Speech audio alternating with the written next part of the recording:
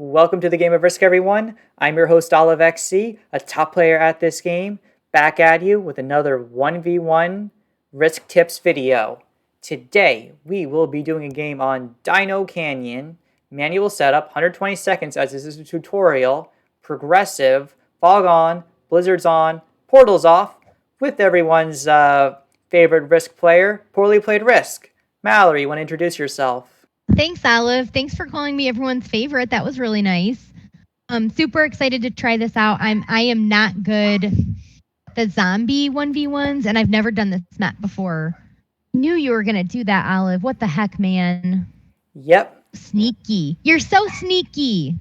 Yeah, so what I was doing right there is I am trying to select the most disconnected areas, and that will allow me to most likely force you to connect to allow me to attack around the map. So I do this by looking at my disconnection map, which is in the bottom right-hand corner of my screen, where the color represents the direct connections and the number represents the adjacent connections. So and I also want to consider the blizzards to try to connect the most disconnected areas possible as well. So as an example, this spot right here that I am selecting normally has 3 connections, but as there is a blizzard, now there is only 2 connections. That blizzard also makes that continent a lot smaller, so I have a lot less options in that continent. Yep. I'm going to take this one. Ha! That was the incorrect pick. No! This one's even more disconnected.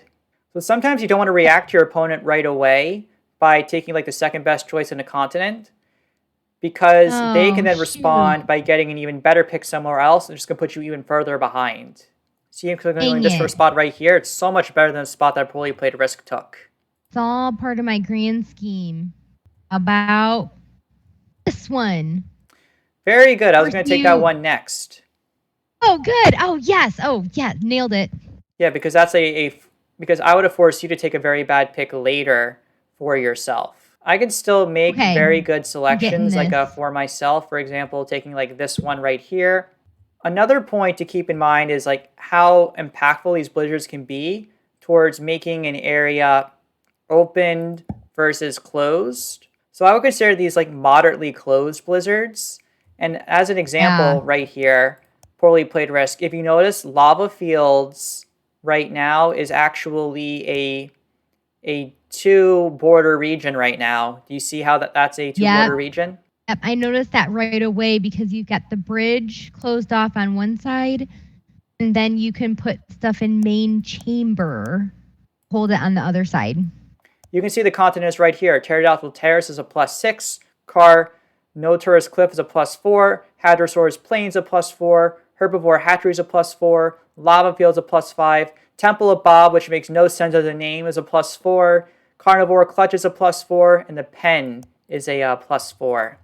I'm going to continue to try to make forcing picks right here. I'm taking this one because you're going to have to take a really bad pick soon otherwise if you don't take something in that continent. Oh, this feels like a pop quiz that I'm not prepared for. This one.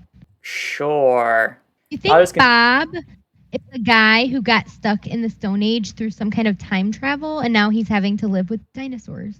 Okay, I had no idea about that. You taught me something new today. Hooray! Maybe that's who Bob is.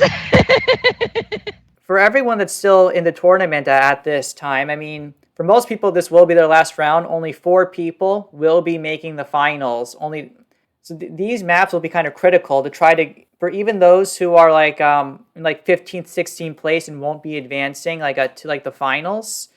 It's still important to try to do well in these rounds. And this is because get the highest ELO you can going into next season, because it always considers your prior season ELO. As an example, I started at rank 1 because I finished first in the last 1v1 tournament. But one of the things I think is so cool about the 1v1 tournaments is it's one of the few tournaments where how you do matters for the future. You know, all the other tournaments, you really kind of start as a fresh slate. This one, it all kind of makes a difference. And this gives you the higher chance of like getting more towards like your true ranking. Like if you get a humongous score on somebody and move high up the rankings, the next week you're going to play someone of most likely like of a much higher skill level. And likewise, if you fall down a lot, the following week you're going to place somebody of a much lower skill level. So that in the long run, you are going to be more likely to be playing someone that's going to be like at your skill level and like in like the long run. And it's going to be, it also gives a higher chance to eventually be finding the best person like winning the tournament. Oh gosh. Oh, I'm so torn. Yep, that is a solid pick. I can just take this one right here then to counter you. So we can see when blizzards are like this, it's favoring me a little bit more because there's a definite continent that I can go for that if you don't try to block, I can immediately get an advantage over you. So it's really kind of on you to kind of manage that right there. So I'm just going to be continuing to select stuff like generally away from that area because the more you take down there, the more opportunities that I will have as player one to take and hold like that region. And if you're forced to place down there, but I place somewhere else to take a large number of territories, that can also grant me the advantage. Because there's a total of 44 territories on this map, 41 with blizzards. I end up with 21 territories, you with 20. But then zombies will infect 1 territory. And I'll make it so that then 20, you have 19, zombies have 2. So we both will end up with I'll end up with +6. And then if I take away enough of your territories, you only end up getting with +4. Unfortunately, your zombies are considered a player, so you only get +1 in a 3-player situation. So it's a little bit of more of an advantage for player 1 in this scenario than if it were pure world domination. The converse of this is as the games go late, this benefits player 2 a lot because they get larger trade-ins and have the ability to hide more around the map. I'm just going to continue to try to place things away from that corner because, again, the more you place there, the better it is for me. I'm not taking anything else there, and you can't make me, though I Well, feel like technically you're I gonna. can make you because I won't place there either. I feel like you're gonna. So you see like a little thing that I'm doing here is player 1. I'm creating many pockets for myself, like multiple connections of 3 and 4. And by making these connections here like this, it is making it more likely for Poorly Played Risk to group things together herself, which will be like in my advantage. Her taking this territory early on that was really clutch because I will eventually take one of these 2 territories, which will group things in down the middle like this. However, as most of the action will be taking place on this side of the board, it should most likely not be impactful to the overall game. So these are ways I'm kind of thinking about this map. Like, I am still a little new on this, just like with everybody else. So it's going to be very important to practice this map a lot in order to be kind of prepared for everything. Oh gosh, I am so bunched up. I'm a bunched up mess over here. But what a disaster. Oh, what a disaster this is becoming. Oh yeah, that was an interesting pick that you made right there. I think that's one of the last ones you should be selecting, if possible. Like, that's a very dangerous pick you made, Poorly Played Risk. Because that's one of the 2 connection points that allows me to hold my continent. Yep, now I have to select this one right here. Nothing but bad picks. No, I think you're actually pretty fine right here. There's a lot of things that you will be able to do here. I think you're actually going to be okay. So this game may go long. I think it's going to be a lot more common here on this map for things to be going long. Oh, this is a nightmare. Okay, I got to think about where you're going to put your stack. Yeah, you do have some options for yourself. Like, you know, again, about my one potential way to connect things down the middle. So one thing I always like to think about as player 1 is how I can place my stack down in a way where if I don't predict you right, can I still make attacks that can work in my overall benefit? And I have a way I think I can do that. I'm going to place everything here. Yep. So look, Poorly Played Risk predicted me correctly right here.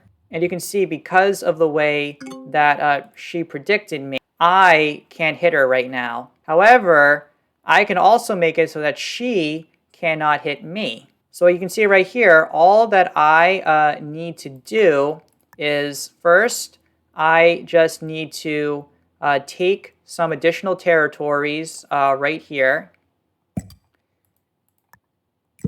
And now since you're at 19, I need to take a total of 8 territories from you to make you get the lowest number of troops possible for yourself.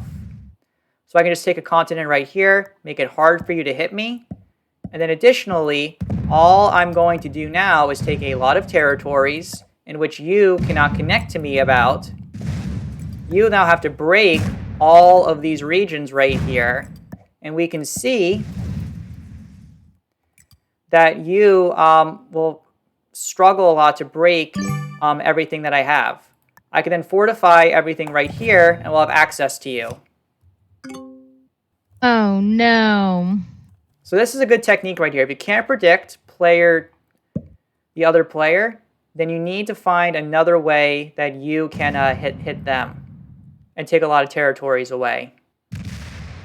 Definitely can't break you everywhere unless I get like crazy, crazy lucky. Did not get crazy lucky. Yeah, Okay. So I have 2 continents right now, a +4 and another +4, plus a large number of territories. So you went all in stopping me on one continent, but I placed it in a way where I had a second way to attack someone in case I didn't guess correctly. So I had countermeasures right here. Shoot. Blitz was not a good student. Ooh, I think you got me, buddy. Okay, so I just need these zombies to do me a real freaking solid. Nope, they're not gonna. Yeah, zombies generally like moving in a counterclockwise motion. So they're more likely to be going up and left than down and right. So you can see right here, I just get +14. 14! Oh, this is a disaster. Oh yeah, and also look at that crazy roll I had. What was it? I was like, I gained like +5 there for the attacker's advantage. Oh no. Yep, and that's your 1 army location. And then finally, all I need to do is kill the zombies. And this is because I don't want them hitting me. But since I see that they've opened you up anyway, I can just wait and hit you 1 turn later. And it's going to be like fine for me. So since you only get +3 here, that should be able to wrap everything up. It's not over till it's over. Thanks for taking out the zombies for me. I got a bounty. Zombies don't count as bounties. There's also no bounties. There's just victory.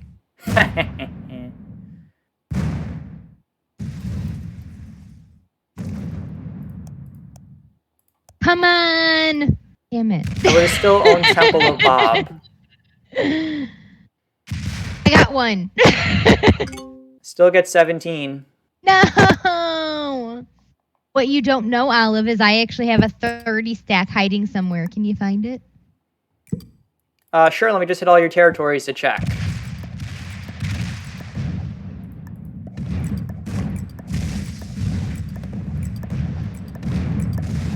And too young to die. No. And there we have it, everybody. I hope you guys all enjoyed this tutorial right here and learned some of the key lessons about this map. I hope you all enjoy the rest of your day. This is OliveXC and Poorly Played Risk, signing off.